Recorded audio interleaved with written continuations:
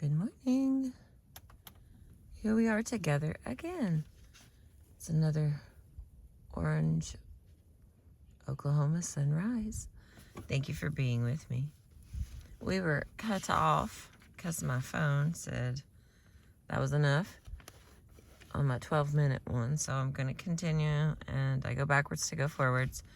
So this one was I'm glad it was 12 minutes if you ask me, because that was a lot of information about apologizing. All right. It is good and cold this morning, 15 degrees here in Oklahoma. And there is ice all down by the two trees that are setting in the water. So as the sun comes up, I think it'll be pretty. All right, I continue. Please don't accept my apology. Beverly asked her assistant to show her the lengthy corrected report and became angry when she saw that half the pages had errors marked, but few were actually errors.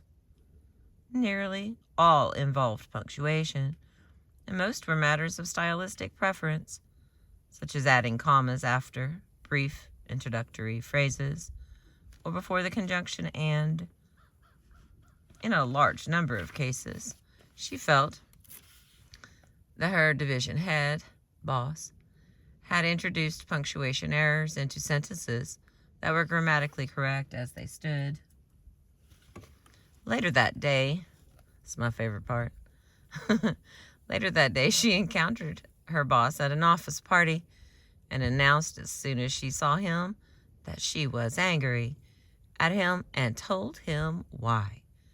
She realized by his reaction that she had offended his sensibilities by raising the matter in front of someone else. She immediately apologized for having blurted out her anger, rather than expressing it more diplomatically, and she later visited him in his office to apologize again. She was sure that if she apologized for having confronted him in the wrong way at the wrong time, he would counter-apologize for having overcorrected the report and for going directly to the assistant instead of through her. Instead, he generously said, "I accept your apology," and affably changed the subject to office politics. Now, accepting an apology is arguably quite rude from the point of view of connection. An apology should be matched, and from the perspective of status, an apology should be deflected. In this view, a person who apologizes takes a one-down position, and accepting the apology preserves that asymmetry, whereas deflecting the apology restores balance. Although she feels immediately uncomfortable, Beverly did not realize until after she had left the office, all smiles and goodwill, that not only had her boss rudely accepted her apology, but he had not offered a balancing one.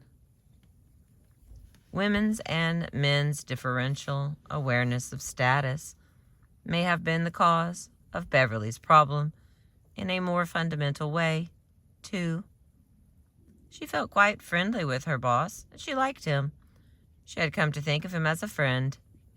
For her, as for many women, being friends means downplaying, if not obliterating, status differences. When she blurted out her anger, she was not thinking of herself as upbraiding a superior in front of others. To the extent that he remained aware of the difference in their status, despite their friendly relationship, to accept her criticism would have amounted to public humiliation. Had she focused on their status differences rather than their friendship, she would not have approached him as she did. She would not, for example, have taken the tack with the company president. And the next one, women adapt to men's norms. In all these examples, the styles more typical of men are generally evaluated more positively and are taken as the norm. In a related and perhaps even more distressing asymmetry, when women and men are in groups together, the very games they play are more likely to be men's games than women's. In Ursula Le Guin's story, In and Out, a former secretary recalls an all-women meeting. Here's what she recalls. Like when the group of secretaries met to plan a meeting to talk about women in the city government, and the meeting had been so terrific, people saying things they didn't even know they thought, and ideas coming up, and nobody pushing anybody around. By implication, an interchange in which people got to say what they were thinking, and nobody was pushing anybody around, was not the norm for meetings she had participated in or observed, but a quality that distinguished this meeting in which only women participated. A professor commented on how pleasant she found it to work on all-women committees as compared to the mixed gender committees she was more used to. But when she made this observation at a mixed gender dinner party, a man strenuously objected. He said he had noticed no difference between all male committees and those that included women. This man was surely telling the truth as he experienced it, because when women and men get together, they interact according to men's, not women's, norms.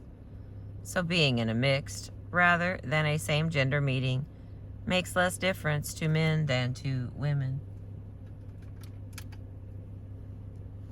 Research in a range of disciplines shows that women make more adjustments than men in mixed groups. Elizabeth Aries found, in comparing the body postures of young men and women in all male, all female, and mixed discussion groups, that the men sat more or less the same way, whether or not there were women present. They sprawled out in relaxed positions, taking up a large amount of space around them. The women in her study, however, drew themselves in, assuming lady-like postures when there were men in the group, but relaxed and sprawled out when there weren't. In other words, the men took the same physical positions whether or not there were women present, but the women seemed to feel they were on stage when men were there, backstage when they found themselves with women only. That sentence didn't sound.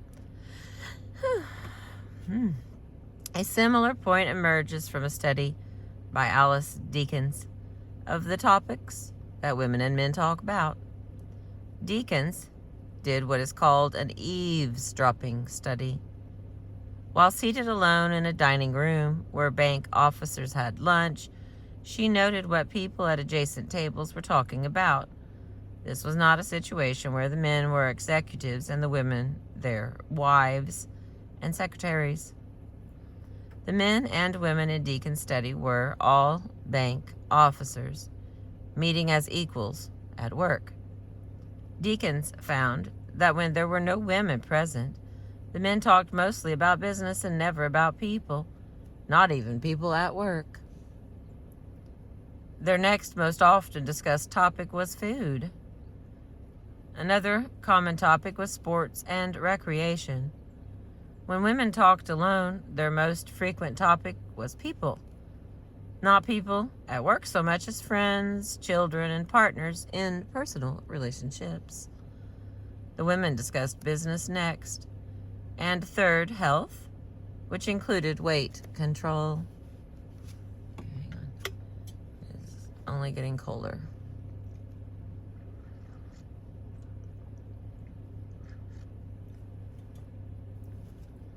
I too want to hear what is happening. All right. When women and men got together, they tended to avoid the topics that each group liked best and settle on topics of interest to both.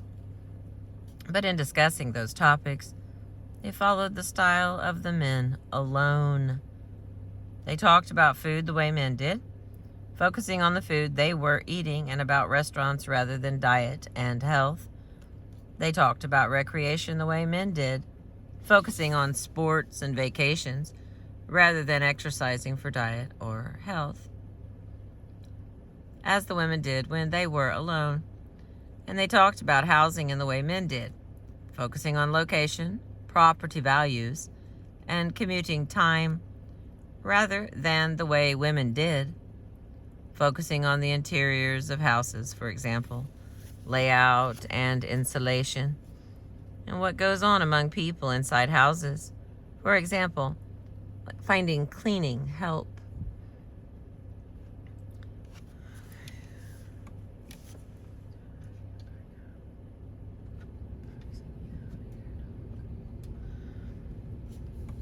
In analyzing tape recordings of private conversations among teenagers, Deborah Lang found a similar pattern. When the girls were alone, they talked about problems in their relationships with friends. When boys were alone, they talked about activities and plans and made comments about friends. When boys and girls were together, they talked about activities and plans and made comments about friends. In other words, when boys and girls talked together, they talked more or less the way boys talked when there were no girls present.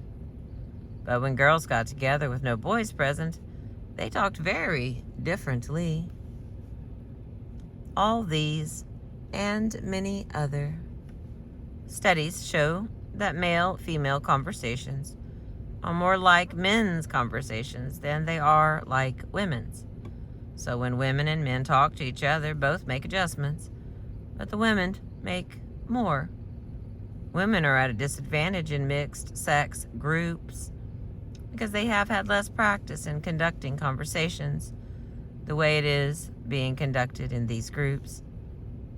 This may help to explain why girls do better at single-sex schools, whereas boys do about the same whether they go to boys' schools or coeducational ones. It may also explain why the women, but not the men, in Aries' study of college discussion groups, said they preferred the same gender group. All of these studies help to answer the question of why women are dissatisfied with communication in their relationships with men, while men who are parties to the same conversations express less dissatisfaction with them. The talk that takes place at meetings and discussion groups is relatively more public, more like rapport talk. Considering their preference for rapport talk, it is not surprising that many women find it hard to get the floor at meetings, even though many men have a hard time getting the floor in conversations with women who are overlapping to build rapport. One reason many women find it difficult to get the help to get and keep the floor at meetings with men is that they won't compete for it.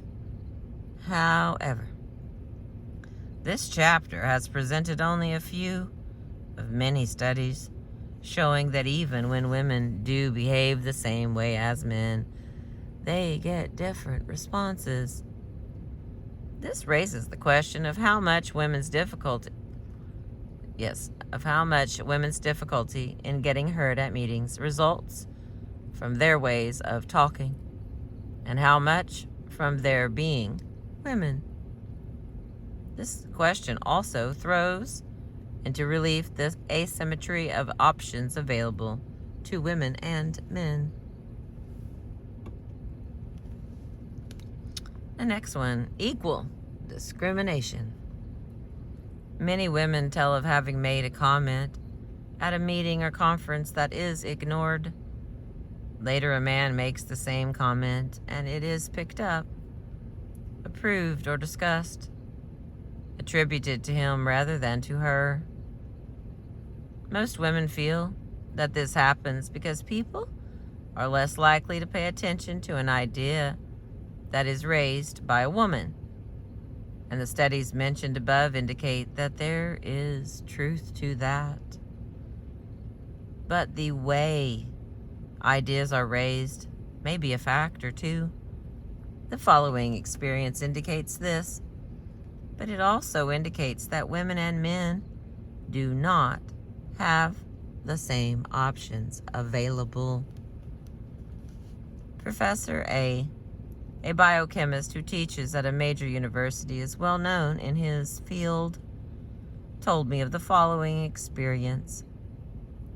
Having a diffident style and being timid about speaking in public, he geared up his courage to speak following a public lecture in the biology department.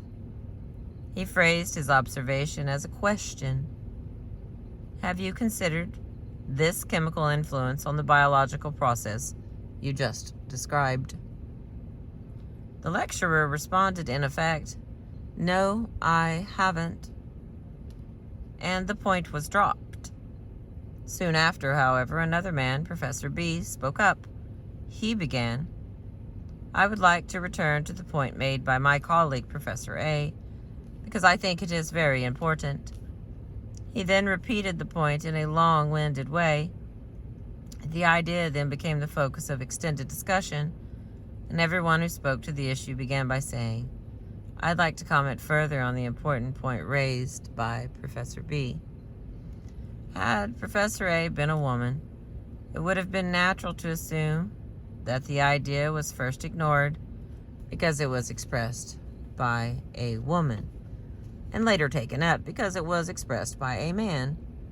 But in this case, both speakers were men, so their gender could not have been the cause of the different responses they received. What was different was the way the two men expressed the same idea. Perhaps Professor A had not explained his idea in enough detail to allow others to see its importance. More likely, the way he spoke, diffidently, briefly, and phrasing his point as a question, framed his idea as not important, whereas the way Professor B spoke, at length and in a loud, declamatory voice, framed the same idea with a different meta-message. This is important. Take note. This example is important because it sheds light on the role played by how people speak, regardless of their gender. But it also shows that women are at a disadvantage, since women are more likely than men to phrase their ideas as questions, take up less time with their questions, and speak at lower volume and higher pitch. The example shows that men who do not use the forceful strategies associated with masculinity are also at a disadvantage.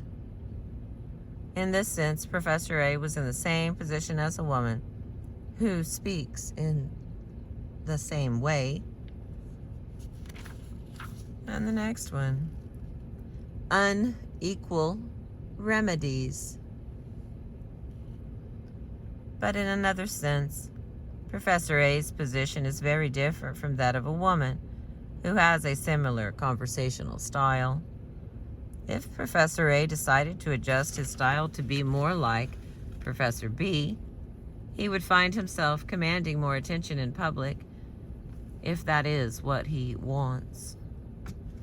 And in the process, he would better fit the model of masculinity in our culture. But women who attempt to adjust their styles by speaking louder, longer, and with more self-assertion will also better fit the mold of masculinity.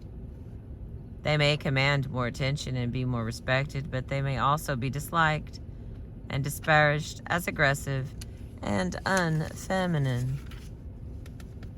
Indeed, a woman need not be particularly aggressive to be criticized. A professor who invited a prominent woman researcher to speak to his students was shocked to hear some of his students, both female and male, comment later that they had found her arrogant. He had seen nothing arrogant about her at all. She simply hadn't engaged in any of the womanly behaviors they had come to expect, such as continually smiling, qualifying her statements, or cocking her head in a charming way. Hang on, I gotta get a drink. None of that was cocking her head in a charming way.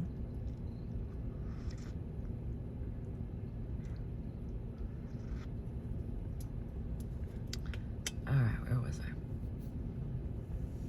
Ways of talking associated with masculinity are also associated with leadership and authority. By ways of talking that are considered feminine, but ways of talking that are considered feminine are not. Whatever a man does to enhance his authority also enhances his masculinity.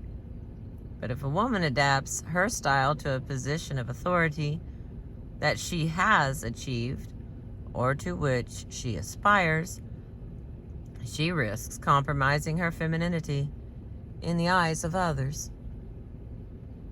As a woman who has achieved a high level of status in my profession, I grapple with this contradiction daily. When I go to academic conferences, I often meet colleagues from other universities who know me only by my scholarly publications and reputation.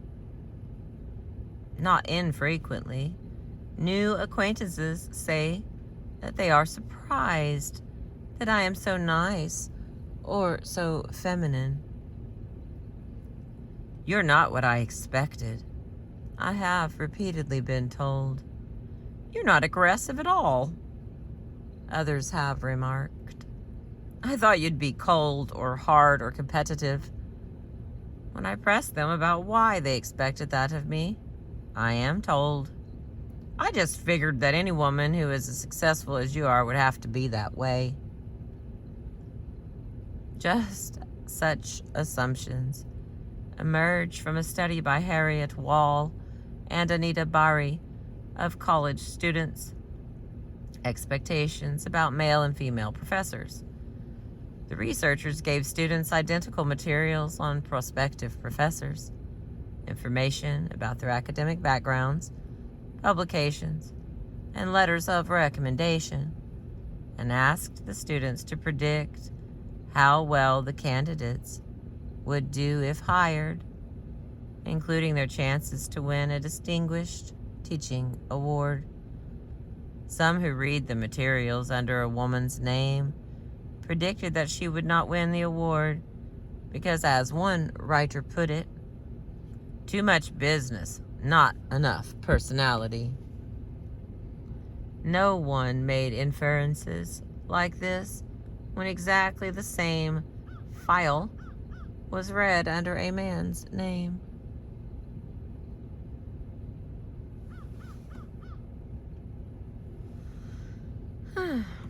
Another reason women professors may be judged more harshly than men, Wall and Berry found, is that students expect more of women. Those who thought they were evaluating a woman expected her to be more nurturing and to devote more time to her students outside of class than those who thought they were evaluating a man. The researchers point out that in evaluating real professors, students might have more praise for a male professor than for a female, who actually devotes more time to them because the woman is, after all, just doing what's expected, while the man is doing more than expected. In reading this study, I was, of course, reminded of the graduate student who had called me at home on Sunday because she didn't want to bother or dissertation director at home. All right, the next one. Language keeps women in their place. Nowhere is the conflict between femininity and authority more crucial than with women in politics. The characteristics of a good man and a good candidate are the same, but a woman has to choose between coming across as a strong leader or a good woman. If a man appears forceful, logical, direct, masterful, and powerful, he enhances his value as a man. If a woman appears forceful, logical, direct, masterful, or powerful, she risks undercutting her value as a woman. As Robin Lakoff shows in Language and Women's Place, language comes at women from two angles: the words they speak and the words spoken about them. If I wrote, after delivering the acceptance speech, the candidate fainted, you would know I was talking about a woman. Men do not faint. They pass out. And these terms have vastly different connotations that both reflect and affect our images of women and men. Fainting conjures up a frail figure crumpling into a man's rescuing arms, the back of her hand pressed to her forehead, probably for little reason, maybe just for dramatic effect. Passing out suggests a straightforward fall to the floor. An article in Newsweek during the 1984 presidential campaign quoted a Reagan aide who called Fierro a nasty woman who would, quote, claw Ronald Reagan's eyes out, end quote. Never mind the nastiness of the remark and of the news magazines using it to open its article. Applied to a man, nasty would be so tame as to seem harmless. Furthermore, men don't claw. They punch and sock with correspondingly more forceful results. The verb claw both reflects and reinforces the stereotypical metaphor of women as cats. Each time someone uses an expression associated with this metaphor, it reinforces it, suggesting a general cattiness in women's character. Even when seeming to praise Fierro, the article used terms drenched in gender. She was credited with a striking gift for tart political rhetoric, needling Ronald Reagan on the fairness issues, and twitting the Reagan-Bush campaign for its reluctance to let Bush debate her. If we reversed subject and object, needling and twitting would not sound like praise for Reagan's verbal ability, or any man's. I will, little parentheses here, I will refrain from commenting on the connotations of tart, assuming the word's double meaning was at least consciously unintended. In his book, The Language of Politics, Michael Geis gives several examples of words used to describe Fierro that undercut her. One headline called her spunky, another feisty. As Geis observes, spunky and feisty are used only for creatures that are small and lacking in real power. They could be said of a Pekingese, but not a Great Dane. Perhaps of Mickey Rooney, but not of John Wayne. In other words, of any average-sized woman, but not of an average-sized man. Well, I had not thought of that. What's funny is, well, they haven't said it yet, is that How many times someone is named something that is opposite? Like people who are named Tiny are usually larger people. No one who's actually small is called tiny. Now, however, it doesn't apply. I knew someone who was named Taz, and that name suited her. But so that wasn't an opposite. That was a bad example. Oh, on my part. I was trying to make a point. It's too cold. It's 16. It's warmed up 16 degrees.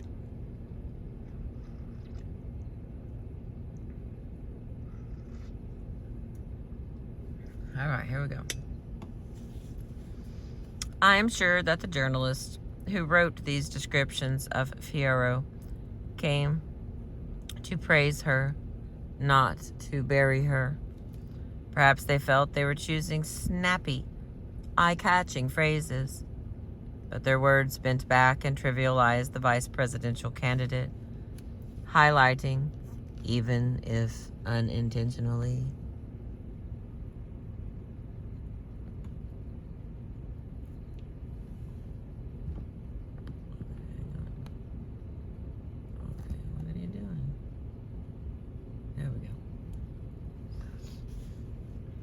All right.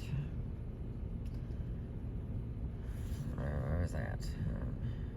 But their words bent back and trivialized the vice presidential candidate, highlighting, even if unintentionally, the incongruity between her images as a woman and as a political leader. When we think we are using language, our language is using us. It's not that journalists, other writers, or everyday speakers are deliberately or even unintentionally sexist in their use of language. The important point is that gender distinctions are built into language. The words available to us to describe women and men are not the same words.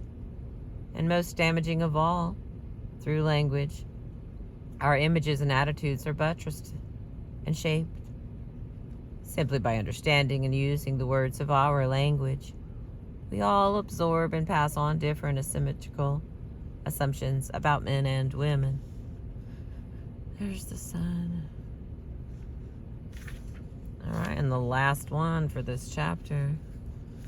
Bound by body language. Body language is eloquent too. Political candidates necessarily circulate photographs of their family. Hang on. Bound by body language. Body language is eloquent too. Political candidates necessarily circulate photographs of their families. In the typical family photograph, the candidate looks straight at the camera while his wife gazes up at him. This leads the viewer's eye to the candidate as the center of interest. In a well-publicized family photograph, Fiyero was looking up at her husband, and he was looking straight out. It is an appealing photo, which shows her as a good woman, but makes him the inappropriate center of interest, just as his finances became the center of interest in candidate Fiyero's financial disclosure. Had the family photograph shown Fiyero looking straight out, with her husband gazing adoringly at her, it would not have been an effective campaign photo, because she would have looked like a domineering wife with a namby-pamby for a husband. Ironically, it is probably more difficult for a woman to hold a position of authority in a relatively egalitarian society like that of the United States than in more hierarchical ones. An American woman who owned and edited an English language magazine in Athens told me that when Greeks came to the magazine to do business, as soon as they realized that she was the boss, they focused their attention on her. But if her male assistant editor was in the room, Americans were irresistibly drawn to address themselves to him. It seems that Greeks' sensitivity to the publisher's status overrode their awareness of her gender. But Americans, who are less intimidated by status than Greeks, could not rise above their awareness of gender. Much of this book has shown that women's and men's style differences are symmetrically misleading. Men and women learn to use language in the different worlds of boys and girls, and each group interprets the other's way of talking in terms of its own. But in many ways, differences between women's and men's styles are not symmetrical. When men and women get together in groups, they are likely to talk in ways more familiar and comfortable to the men. And both women's and men's way of talking are typically judged by the standards of men's styles, which are regarded as the norm. Most distressing in a society where equality is the agreed upon goal, and where more and more women are entering high status positions. Women in authority find themselves in a double bind. If they speak in ways expected of women, they are seen as inadequate leaders. If they speak in ways expected of leaders, they are seen as inadequate women.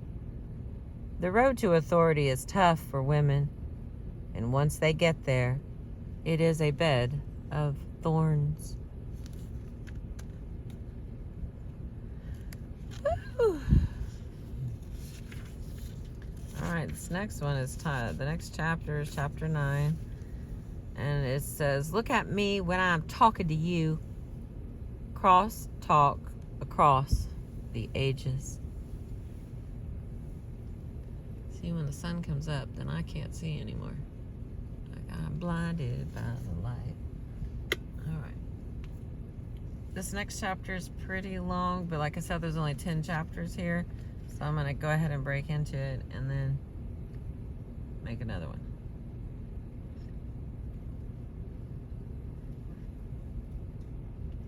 Well, actually, I'm going to change my mind, because that's the thing that us women do. I'm going to change my mind. Stop this one and give everybody a 38-minute one instead of an hour one.